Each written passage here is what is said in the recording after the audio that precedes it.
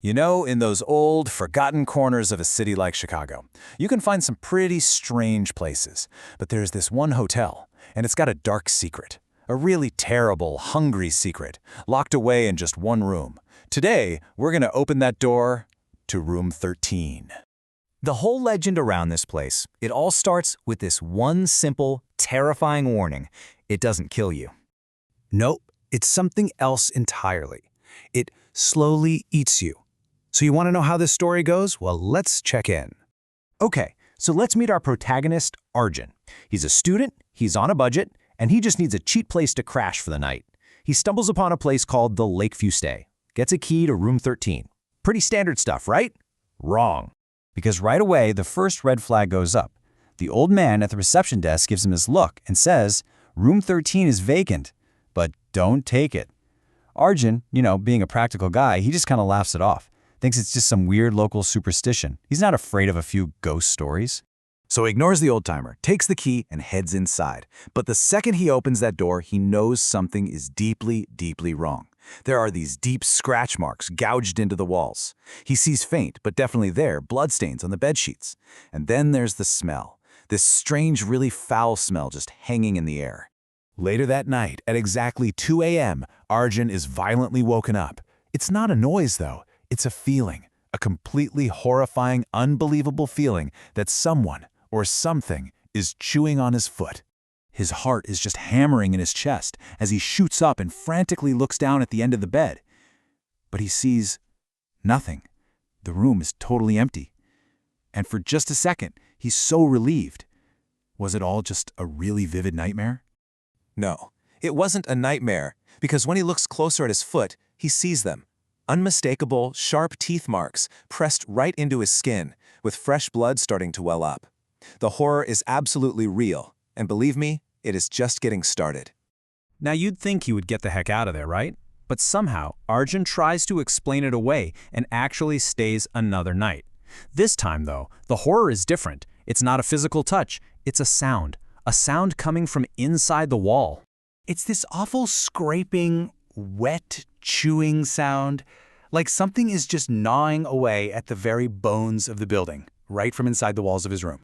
He's completely frozen, just staring at the wall where the sound is coming from, and as he watches, this thin, dark crack starts to snake its way across the plaster. And then, from the total darkness inside that crack, a single, glistening black eye appears, and it is staring right back at him with this ancient, hungry intelligence. The wall just shatters inward, and this thing pulls itself out, the biting man. It's a rotting corpse dragging itself into the room. Its teeth are huge, way too big for its mouth, almost animal-like, and they are just caked in layers of old and fresh blood.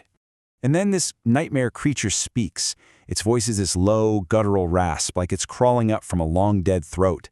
It says just one thing: "I am hungry."